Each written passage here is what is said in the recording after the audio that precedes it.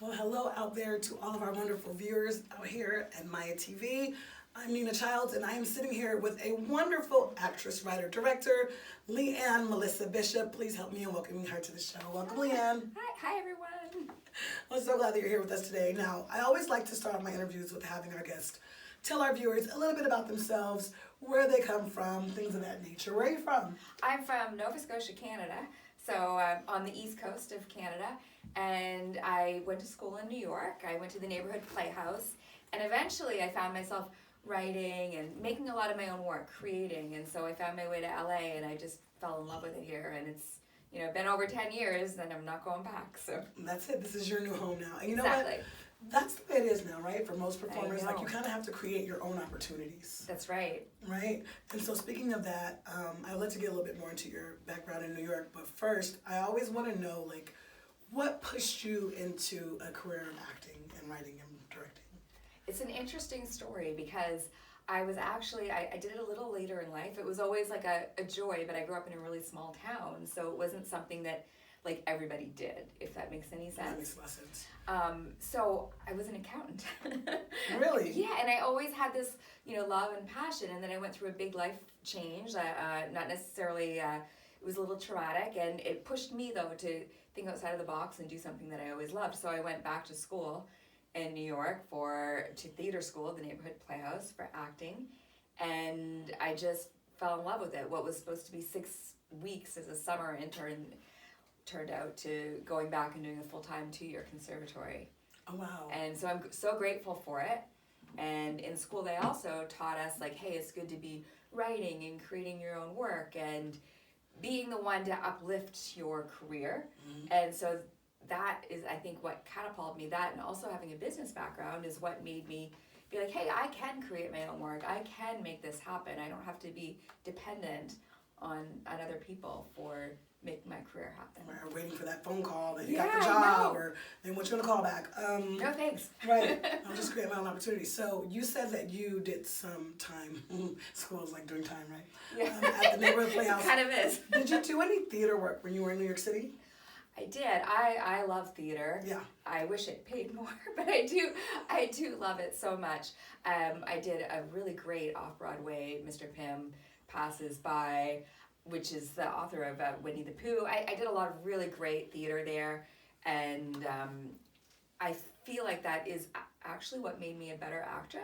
Okay, of course. Is being on stage every night, you start to notice, hey, like, how can I make this better? What can I do differently? Just from the sheer practice of being on stage and doing things repeatedly. Yeah, absolutely. I feel like the best actors have their start on stage. You get that automatic feedback from the audience. If you get nothing, you're like, okay, well, maybe I didn't, maybe there's something that needs to be tweaked. Maybe there's something that's not landing right. Right, and it teaches you to be more disciplined as far as, like, not having takes. Exactly. It's like, this is it. It's live, just like this interview. So I know. That's really interesting. Now, I noticed that we have a lot of people in common, so you did The Way to Perfection. I did. We actually spoke with Annabelle Monroe about 2 weeks ago. We interviewed her. And I saw Kelly Perrine was in The Way to Perfection. They're both my dear friends. Yeah. Me and Kelly have done work together, and we go way back. So that's really interesting. Tell me about this film, because I know this is a personal project for you. Tell us more about that. Yeah, very personal. I did grow up doing gymnastics. I competed at a national level in Canada, and unfortunately I did end up having an eating disorder. Mm-hmm. And it was something that took me a long time to come out to the world about, and it was something that I always felt shameful about, and I really had a hard time telling people publicly. And I felt like it was something I had to do to help others that are going through this. A lot of people, especially in Los Angeles, think of an eating disorder as a vanity disease. I want to look nicer, I want to look better, when it's really, you have a lot of demons inside. It always comes from something else. So I wanted to tell this story so that people could see that it's more than that it's not just about wanting to look better, it's wanting to heal, needing to heal from the inside. And gymnastics is a very important part of my life, and it was lovely. At another film festival, I had an opportunity to meet this wonderful woman, Jennifer Olaf, who then introduced me to Annabelle, and they were both eating disorder survivors. And it was not like I went out to try and find them.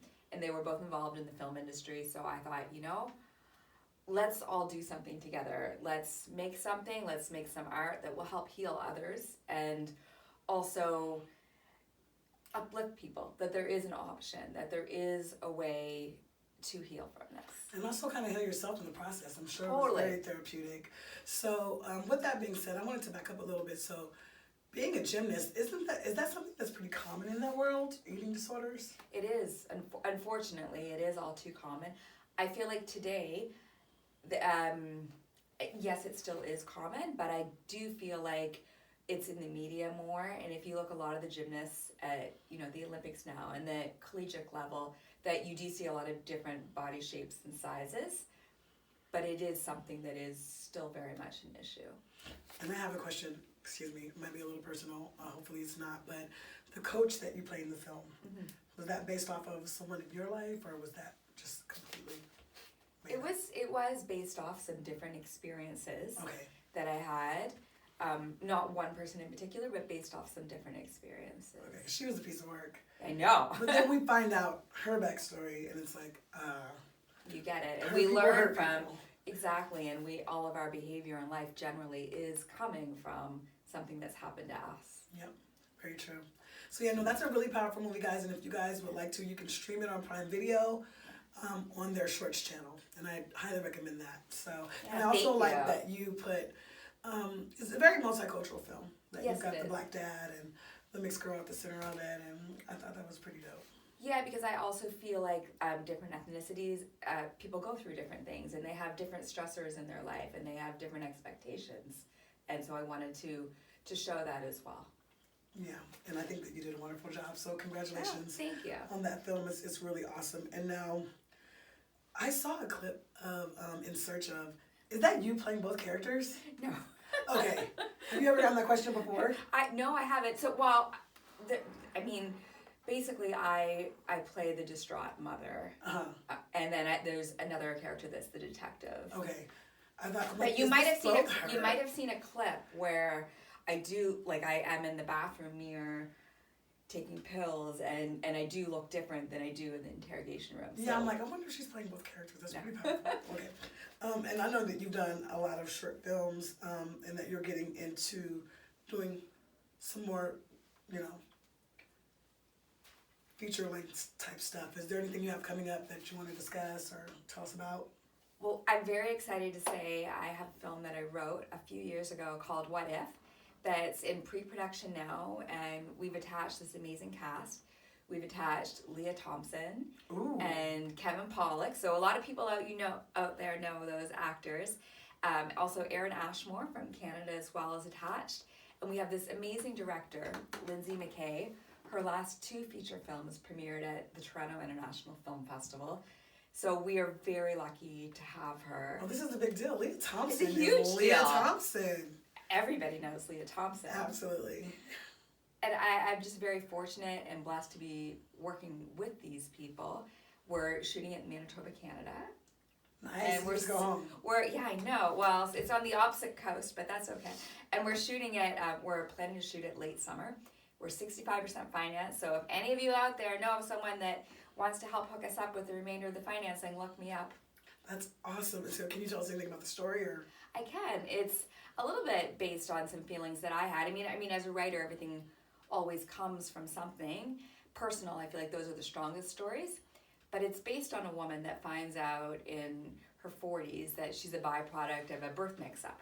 So she was born into the wrong family and discovers it later in life. So she goes through this experience of, oh my goodness, I lived my whole life in this one family that wasn't really my family. And what does that really mean? What is my identity? It's, even though the story is about a birth mix-up, it's more about someone that's trying to find their place in life. Almost like a coming-of-age story for someone that probably should have come of age. Right. And it's about family and the bonds, and is it blood or is it something more? Like, is your family is it your friend? Is it someone down the street? Is it your blood family? And it's what it means to you. And for myself growing up, I wouldn't say I was like necessarily a black sheep in the family, but I was the middle child, And I was the only one that was ever interested in the arts, which is probably why I went into it a little later in life. So I always felt like I didn't fit in. And I think that's a lot of what this movie is. This character always felt like she didn't fit in and always wondered if this was her real family, and then to discover that they weren't. Wow. And so what is it being tagged as? Is it drama, comedy, dramedy? It's a drama. It's a quirky drama. A little bit in the vein of The Farewell or My Old Ass, if you know of any of those films. Yeah, yeah. But it's going to be very interesting. Our director, Lindsay McKay, she does a lot of character study. And so she's very great at looking at the character and how they are evolving and showing kind of like their introspective. I love that, and I love that. I love stories that center middle-aged people. I wrote a film about a woman that's turning 100. Oh, that's amazing. People love it because there's so much ageism sometimes. Agree. You know, so I love that you're centering, someone like you said who should have came of age. I think that's a big thing in Hollywood. I mean, I'm a member of Women in Film, which is, it advocates for women any ethnicity and different ages, and I feel like that's a huge thing. Like, if you're not in your 20s, hey, I still have stories I want to tell, and I think that there's a great audience for them. So absolutely. I always say, in entertainment, we need people of all ages, races, shapes, sizes, to tell stories. Totally. So that's awesome. And now, speaking of that, because it sounds like this is like your dream project that's getting off the ground. It is, yeah. But I always like to ask more cerebral questions, like what would be your dream collaboration? Is that what we're looking at now, or is this something even bigger than what you're working on? I do have a few projects that are bigger. I have another feature I wrote called Cleopatra's Needle. It's a ghost story. It's centered around London's Cleopatra's Needle, so it's based on historic events. And my dream collaboration for that would, it's, at least a $50 million film. So, I want to play in the big leagues. It's a female-driven story, and I really want that to be in the forefront and, to deal with women's issues. So your dream collaboration isn't necessarily a person, it's an amount of money for your film. Well, I guess I've never had that as an answer, and that's amazing. But I'm just saying. Yeah, no, you have to dream big. And so Cleopatra's Needle in London, is that a city? Is that? No, it's actually like an obelisk. So it's extremely tall, it's 224 tons. It was a gift from Egypt to London back in the 1800s. I feel like I should know about this. Well, to be honest, I didn't know about it until I started researching. I love ancient history, and I wanted to write about an artifact. So I was researching, and I had this dream about this faceless woman, and I was like, oh, I have to write about this, and I loved history, so I was trying to combine them, and the more research I did, I learned about Cleopatra's Needle. It's a crazy story. It was a gift from Egypt to London back in the 1800s, traveled over treacherous seas. 6 of the sailors lost their lives, and it's haunted. And it also has a time capsule buried underneath it with extremely weird objects. Huh. And this is true. So my story isn't necessarily, the journey of it arriving in London, but it's a fictional story, but it is based on the facts of the true ghost hauntings around this object. What time period is it set in? It's present day, but there are timelines that go back to the 1800s. Oh, wow. Yeah. That sounds interesting. So that's the really big budget film. Yeah. Sounds like it, because it sounds like you're going to be doing I need a partner with a big studio. Wow. Hello out there. Well, you know what? Probably after this film that comes out. I think so. What if, right? Yes. Oh my goodness, this sounds totally amazing. Congratulations on that. What else is up next for you? You've got What If coming out. I saw on your IMDb that you have 3 upcoming projects. I'm also going to do my directorial debut for a feature film. I've directed lots of shorts, but I haven't directed a feature yet, and it's called Strength. Ooh. And it's about a woman that she's in her menopause age, and she's just lost her husband and her unborn baby in a car accident, and this is 10 years later, and she's trying to pick up the pieces and live her life, and then unexpectedly she meets a young girl who's biracial in her teens, that she meets her running outside, and the two connect over running, and she goes back to her days of being a college track star. And through this running relationship, she starts to bond with the young girl who's also had just lost her mother. And the two of them connect, and it's not even just that they're dealing with loss, but they find a way to see light and healing, and that there's more out in the universe that can perhaps uplift us all. And I love it because it deals with so many things that people don't want to deal with in films. And it's a lower budget film that I'm going to direct. What did you wrote this? I did write it. Girl, you got some good stories. I know. I'm so glad to be sitting here with you. I mean, I want to watch everything that you described, that you have. Well, and you as well. You're a prolific writer, director. Well, I mean, I love that you're saying that, and I appreciate that. But I'm just like, I mean, I don't know. You have a great way of pitching your stories as well. Thank you. How have you found the process of navigating Hollywood on the other side of the camera, as far as directing and producing? I found it's really helped my career. I initially started producing when I first met Kelly Preen, our common amazing friend. I pitched to him this idea of a short, and I actually met him at a film festival in New York. So that's how amazing film festivals are. You never know who you're going to meet. You never know. And so we met, and when I was coming to LA, we were like, oh, we should do this, we should do that. And well, I did follow through on my promise, and we made it happen. And so we've created a bunch of shorts together. But I think through the process of working with him, it became easier for me, and he helped mentor me and helped make me realize that, hey, I don't have to wait for Hollywood to call. He's so great about that. He's so great about that. He's so supportive. He did my Christmas project. I didn't even think that he would do it, and that was during the strike. We had a bunch of paperwork we had to get around. It was a micro budget short, and he did that for me. And so, yeah, you need those people in your life that'll give you that push. You totally do. You said something that could go over a lot of people's heads, which is you follow through. Yes. Sometimes we meet people and, it's very Hollywood or, very industry. And oh, we should do this and we should do that. And there's no follow through and there's no follow up. You're right. But, following through, I see, has done you a great deal. And I think that's one of the reasons we connected, because, he's told me a lot of times he'll have the same conversation with people, but then they don't necessarily do the work. And so we connected, I think, because I have a really good work ethic, and so does he. And I, sometimes I wish perhaps I started in the industry before I became an accountant, like when I was younger, but I do believe that starting in business gave me the work ethic to be able to create and have my own business. And I'm sure being good with numbers comes in handy when you're budgeting and doing things like that, right? It does. It's not the funnest part. No, it's not. But it's very necessary. Yes, it is. Especially when you have to present pitch decks and budgets to people. Yes, so I'm sure you hit that out of the park. So with the casting for your film that you're directing, are you involved with that at all? Some of it I am. My producer, Michael Mason, who I think you guys are all going to meet shortly, he's actually the one that's been dealing with the casting. But most of my short films I have been involved with the casting for. I kind of really like to, when I'm doing a film, like dig my teeth in everywhere. I don't want to just be the writer or just be the producer. I love all of film, and I think that's what's so powerful, is that we have the opportunity to do all of these things.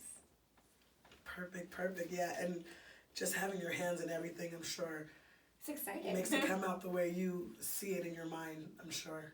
I hope that doesn't mean I'm a control freak, but I love it. I mean, well, in this business, somewhat, you kind of have to be. Mm-hmm. You take your hand off of it, and then you see the finished product, and you're like, this is not what I was gunning for. And when are we going to work together? Immediately. Good. Tomorrow. No, whenever you reach out. Thank you so much for joining us, Leanne. It's been amazing. Please let our viewers know where they can find you on social media, on the internet. Thank you guys for listening.